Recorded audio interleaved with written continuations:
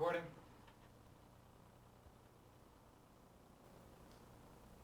Syracuse at Marquette, Saturday college basketball. Okay, VR, we're doing this wise guy style. Yes, sir. And meaning that we're handicapping the game, or you are, before the number comes out. Which is what each and every sports bettor in the world should do. The ones that are true handicappers. Yeah. And then when the number comes out, whatever the disparity is, if it's sufficient, you act upon it and take the value. Exactly. So break this game down. I think we found a game where we're going to find that disparity, where I think the perception, and this being a primetime marquee televised game on a Saturday with no football, it'll get a lot of attention, and I think because of that, we're going to find some value. You got Syracuse going into Marquette. Both of these teams come in limping. Syracuse has lost 3 straight against the spread and straight up. Marquette, on the flip side, comes in losing 2 in a row and ATS. Their last game is 12.5-point favorites against Seton Hall at home. So here you have a team that looked terrible. More importantly, I like the fact that Syracuse hasn't covered 3 games or has lost 3 games in a row. Because of I just think more recreational bettors are going to think, here's a team that's about to turn it around. Here's a team that's going to cover. They're not going to go 0-4 ATS. Here's the better team. All right, so let's think about People this. look at ATS streaks a lot. When a team covers 3 or 4 in a row, people are afraid to back them. You don't want me to have to cut your mic here, No, do you? no. All right. Here's my question. I actually disagree with that. I think that the most recreational batters look at 3 in a row and say, this team stinks, Boeheim stinks, I'm fading them. I think the second level, the guys who are one level better than the square, but certainly not sharp yet, will say, oh, well, maybe I'm getting some value here. They can't keep losing. They're going to be focused. And then the sharp knows when the first one's right and when the second one's right. So I think there's 3 levels. I think the middle level, and you probably get a lot of that in posting forums and stuff, guys that are smart enough to read other people, think it through, might be thinking what you're saying. But I think the guy who watches ESPN at night and bets off the USA Today is not thinking Syracuse. See a team 0-3 ATS, but I think I met them. They lost the Seton Hall's 12.5-point favorites, not Marquette did. They did, and because of that, playing such a bad game, I think they're going to get a pass there. A team like they're supposed to blow out and they lose by 22 points. I'm telling you that to me from bookmaking, I just see all of Syracuse money coming in Saturday. Okay.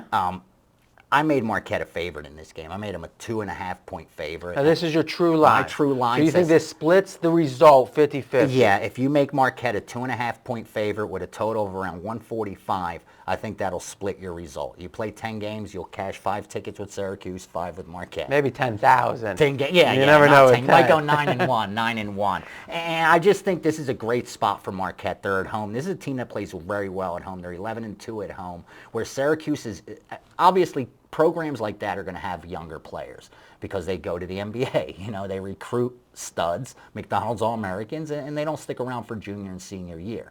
So the fact that this team's young, I think is going to pose problems here. Their maturity level going on the road into Marquette after losing 3 straight, I think they're starting to feel the pressure. Even though this team's 18-3, they're in the middle of the pack in the Big East. So they're really going to start feeling that pressure. They got to start winning some games. Here they go going on the road. And I think the odds makers are going to bring them out as the favorite.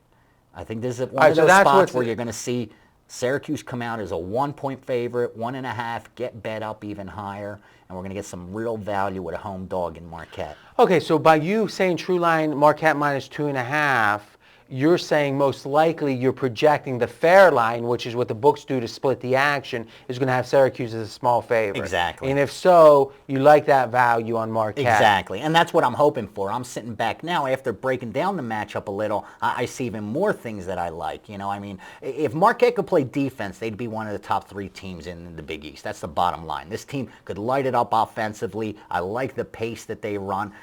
They don't have any size, but you don't need that much size in college basketball if you could shoot lights out, and they shoot pretty much lights out. They just can't play defense. Flip side, Syracuse, they're just tall. They're a big team that just doesn't shoot the ball well. I mean, everything's inside game with them. They don't play up. They don't run up and down the court. I just think being at home, Marquette's going to be able to dictate the pace. And you have a contrast in styles with this game. And I think that benefits the home team. Okay, so one of the things you do particularly well is you're able to, with a high confidence level, well over 50%, predict which way a line's going to move once it comes out. So assuming that Syracuse does come out as a small favorite, I heard you in the middle of all that say, and you think they'll continue to be bet. So would you, let's assume it does come out Syracuse 1 or so, would you recommend waiting closer to game time? Here's the problem. Because the theory is if Syracuse is going to be bet up, you're getting more. The betting public's going to bet them up, but I think most sharps are going to be sitting around like me having Marquette as the listed favorite, and they're going to see the value there. And that's the only fear of waiting, that they're going to jump on it and grab any points, and this goes off at a pick'em. And even at a pick'em, I think the right side's Marquette, but I'd feel a lot better being able to get some points. So your recommendation here is if you can get Marquette plus the points taken. Get it right away, exactly. Otherwise, sit back, let the public drive up the game before, game time. Because when this line comes out, if Syracuse comes out as a favorite, you should see some sharp money on Marquette immediately. Because like I said, most should have Marquette as the listed favorite on their sheet. With that said, once they back out of it and the public starts speaking come Saturday, come game day, I think you'll see this line go back up. If you miss it early, wait till before tip-off.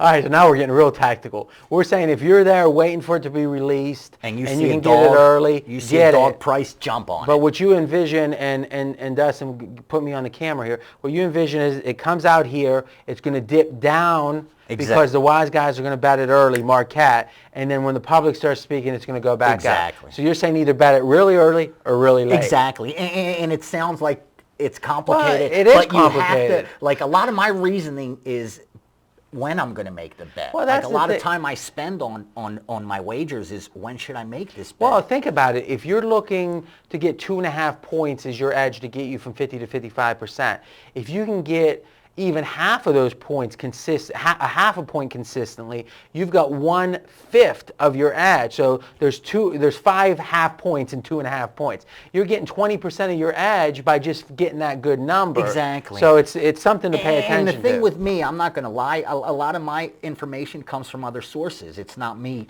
tearing apart, college newspapers. I'm not going to lie, I've been doing this long enough. Fortunately, there's guys I trust. You got too much time to put gel. You got to put gel in your hair. You can't read those newspapers.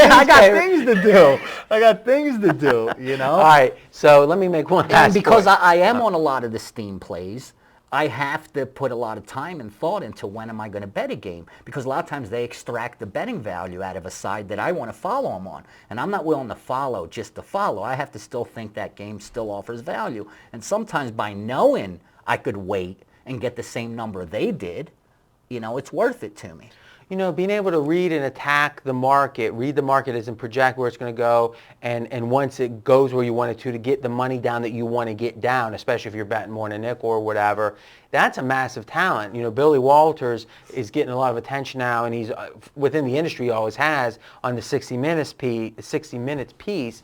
And to me, from what I understand, and I'm not friends with Billy or anything, is that more than half of his success is by his ability to get down and even to manipulate the market. So I'm not sure for the average bettor if it's maybe 1/3 market reading, 2/3 handicapping, or at least having someone good to follow. But I think at least 1/3 of any bettor's success is going to be his ability to get down at the right number. Sure. How many guys do you know in town here, RJ, that make a great living, are successful sports bettors, but don't handicap matchups? They know how to read boards and numbers. They're numbers guys. Or they got guys they follow. I mean, exactly. that's the beauty of it is if I'm following you, I'm able to get the same numbers as you, I'm getting the same results as you. Exactly. There's no virtue in doing it yourself. And by knowing when to bet, just because I take +4 and I move it down to 2.5, 3 or 2.5, that don't mean that's where the game's going to go off.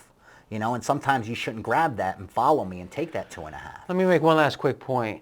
Is if handicapping were robotic, and we used that term in a prior video just recently, it'd be pretty much a bunch of check boxes. Has this team lost three or more in a row? If so, it means they're underrated. If blank, blank, blank, it means this. But really, the same thing can mean two different things in two different situations. We looked at that Syracuse, and you thought the fact that they lost 3 in a row meant that the public was going to think, wow, they are in a must-win spot. I'm going to back them. I thought potentially it would mean, man, the casual fan thinks they stink.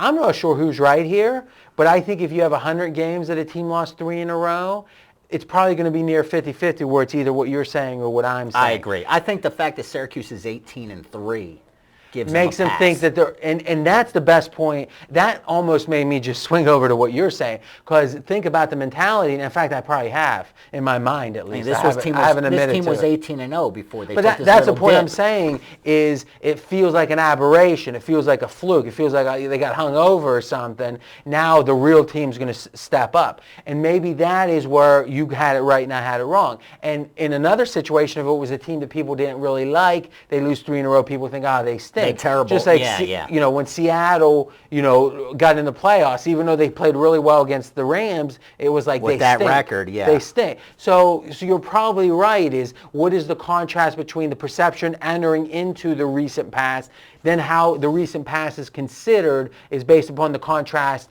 between that perception and what they actually do. 18-0, lose 3 in a row, it's a good team that had a bad streak. Right, 8-10, lose 3 in a row. It's a bad team that's really playing bad. Terrible, yeah. That was worth the whole video. Right there, alone. All right, guys, listen. It's Super Bowl week. We're going to be talking Super Bowl with props, with videos, the whole thing. It's all at pregame.com. Remember, you can get the videos at pregame.tv.